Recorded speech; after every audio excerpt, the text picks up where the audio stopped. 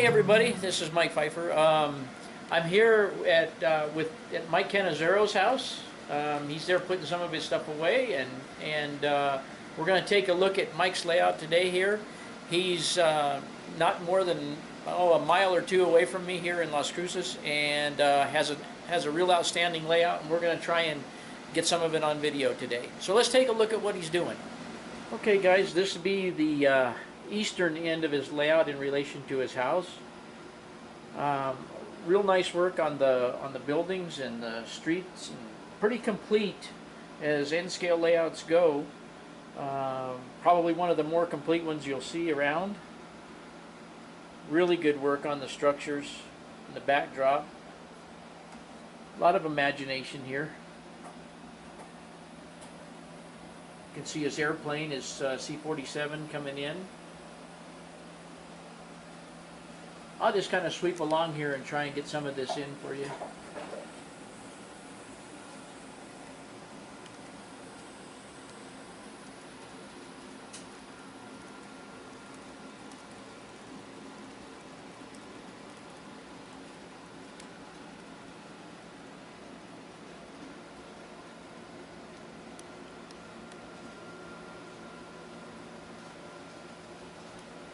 Kind of try and get an overhead shot here of the town.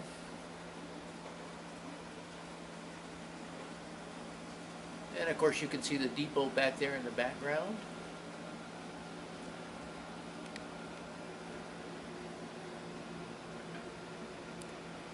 This leg here, Mike added on at one point in time.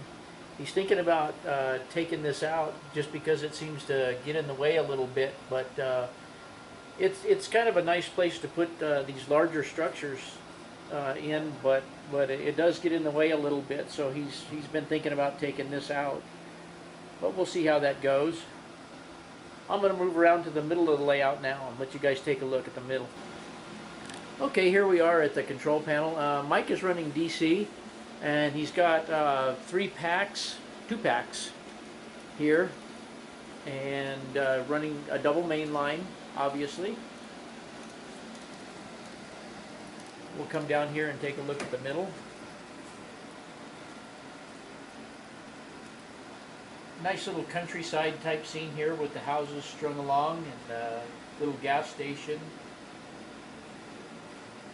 and a coal mine, well, a coal facility, and you know, your Quonset huts, your feed stores, and everything you would expect to see in a little rural layout or rural area.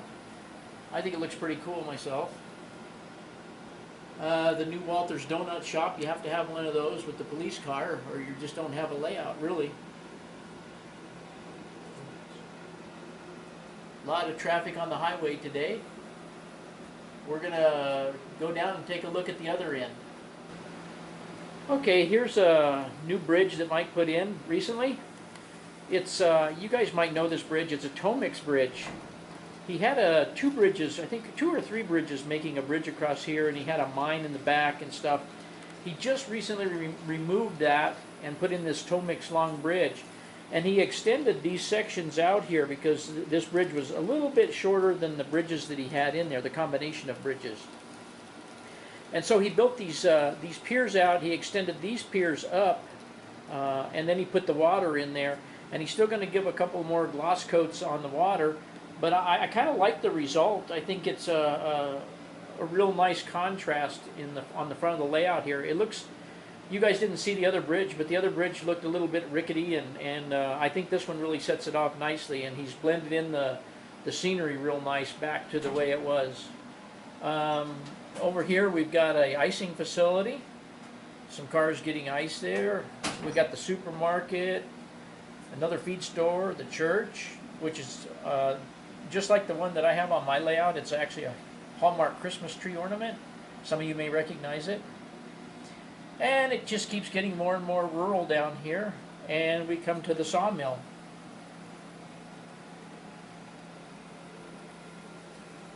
We've got Mercury Shoe Company over there. We've got lumber loading of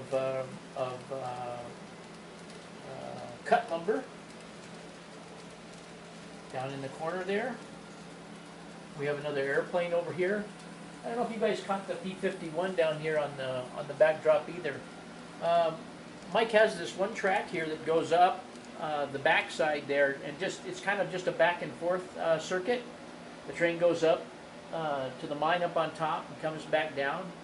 But you can see the front of the P-51 down there.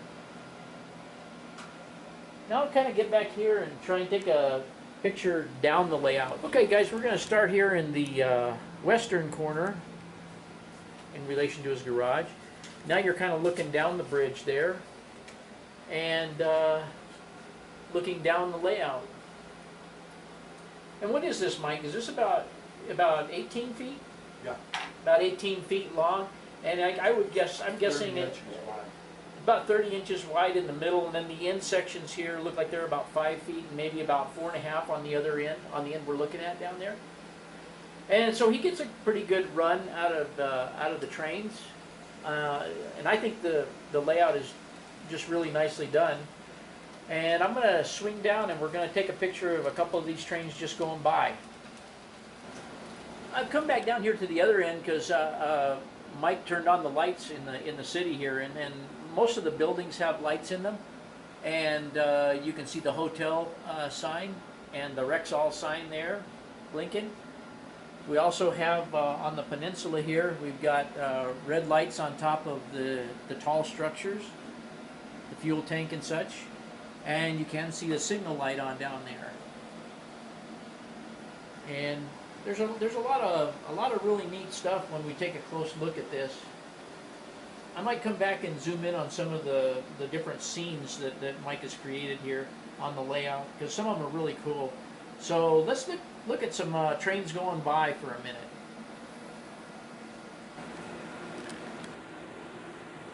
Okay, what we're going to look at here is some of the weathered cars and a couple of SD90s, Kato units that are going to be coming by here. They run real nicely. Mike's pretty happy with them, and I've been pretty happy with the couple that we have out at the club. You guys have probably seen. We'll just watch this guy go by.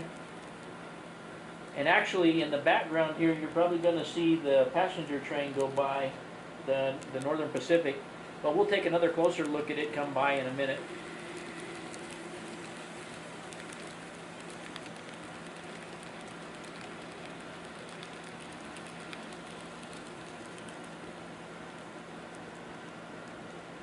And I think Mike said this is all microengineering track, or most of it's microengineering? Shinohara. Here's the Northern Pacific coming off the bridge.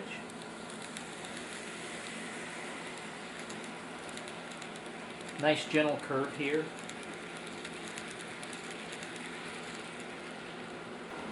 Now I think we'll try and zoom in on a couple of the different scenes here. Oh, Here's a here's a little scene at the icing plant. Some weathered cars sitting here, but I really like the guys working on the ice blocks. We have a member of the club that used to work in El Paso, Texas, moving those kind of blocks, and explained to us how hard work it was, but not too bad if you knew what you were doing. And here's the donut shop with the dinosaur for the kids in front, obviously. And of course, the cop cars are all there.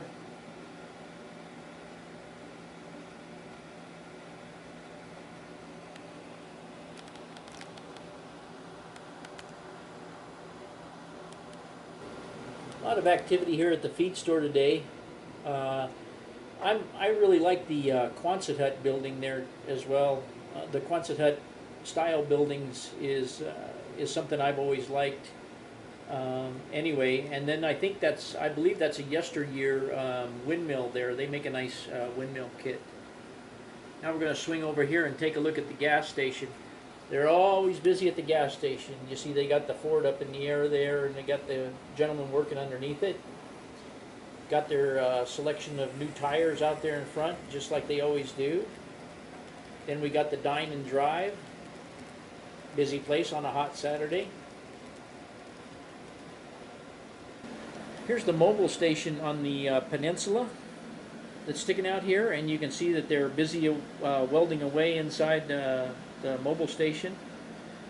Apparently they've got some repair work on some of the vehicles. We got the creamery plant here.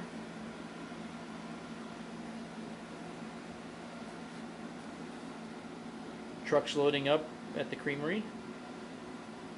The smokestack panning by. Now we're going to take a look in the city. Busy hustle and bustle in the city here. I think one of the cool touches is the, and you can see it there in the middle of the picture, is the spotlight for at night when they're going to have a big function down here. I think that's a very cool touch. Double-decker tour bus in town, of course. Always got to have something for the tourists to get around in and check out the attractions. Got Jerry Riggs' garage over here. Jerry does a lot of work on the local vehicles.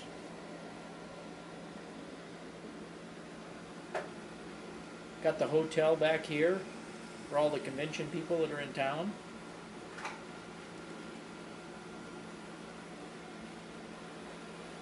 Got the A&P store, the drug store, and the Five and Dime. Always got to have one of those. We're going to swing back here and take a look at the railroad crossing. Just a lot of nice work going on here.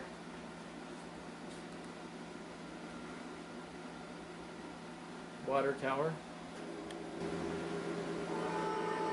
You can hear some local traffic going by here.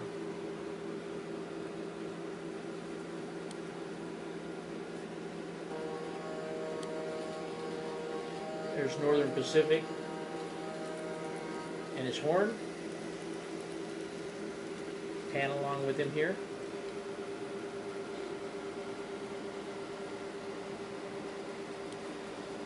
Nice running layout too. Everything runs real smoothly. Anyway, there's Mike. He never likes to be in the camera. But I have been threatening to come over and take a picture of his layout. Mike is very, if you haven't noticed, Mike is very organized. He's got all of his tools hanging on the wall there, his visors and everything.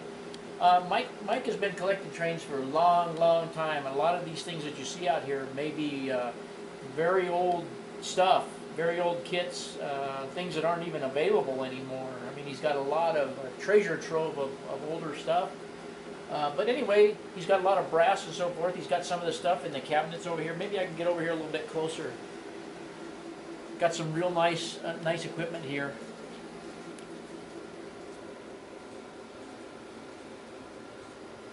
Real nice stuff.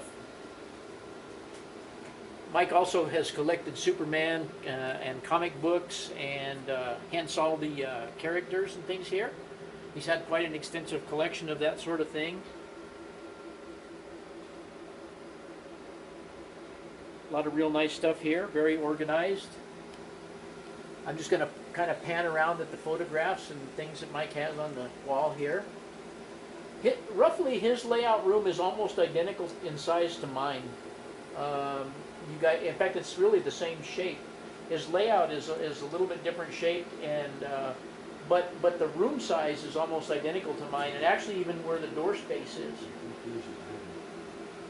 But it's very close. It's half of his garage here, and it's very close in size, his layout and my layout.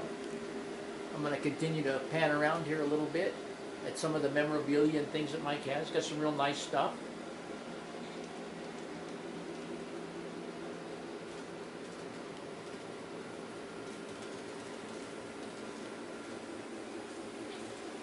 And he was just he had cleaned all of his stuff here. He puts it away generally when he leaves town or whatever. But he's put it all back out, and he's has cleaned all the stuff that he's got in the cabinets and put it all back in the cabinets. Mike and Michelle also have always loved boxer dogs, hence the boxer picture. In fact, they have two now. There's some more of his stuff.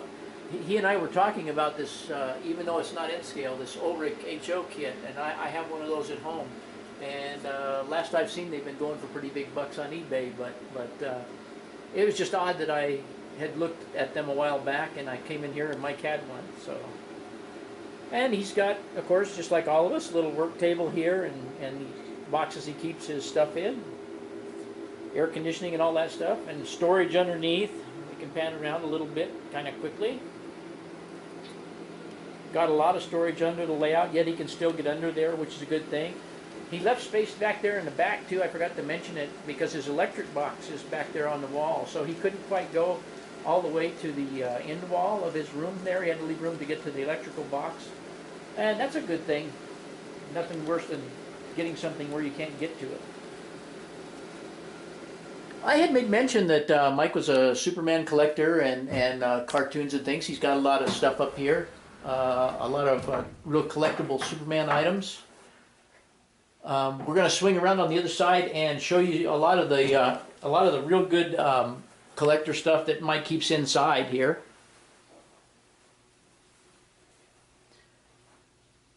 Good collection of really nice. Some of it's brass stuff, obviously. The PAs are brass, I can tell from here. I would guess that a lot of that is brass. And some of this is, I don't, who makes that Zephyr there, Michael? That was a kit. Was that one of those kits by, Yeah. who was that made that thing? I can't think of the name. I can't think of it either, but that was one of the ones, that's not one of the recent ones that was pre-made, that was a kit. Mike built it. It has a Cato drive, though. Does it have a Cato drive? Mm-hmm.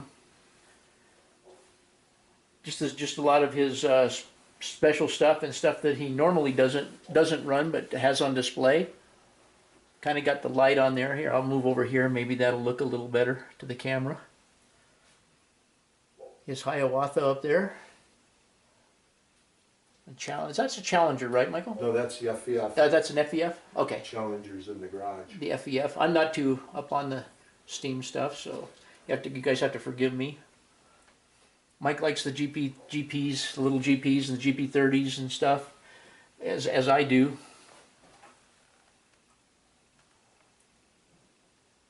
The GS4, of course. And there's his brass U50s. One of each, a UP and a SP. Nice pieces. And what are these, Michael? Are these FTs or F3s? Down here on the bottom. F3s. F3s, that's what I thought. But anyway, we thought we'd bring you inside and show you some of the stuff that he keeps in cases in here. And Michael also was a big microtrains collector, and he's had literally thousands and thousands of microtrains cars. He's slowly whittling that down a little bit, but it's a long period of time when you have that many. But Mike was a big collector of microtrains in the time. Anyway, guys, we're going to swing to our ending, I guess, and we'll talk to you guys later. Hey, okay, Mike, it's good to take a tour of the layout, and thanks for showing us around, and really appreciate it. He's been wanting to do this for a little while so we can get something on YouTube and show Mike's layout. He doesn't have a name for the layout, but it's been around for many, many years. He's moved it a few times, but even at that, it still runs really well, and it's a real impressive layout, and we'll see you guys later. Thank you very much, Mr. Fifer. You're welcome, buddy. Bye-bye.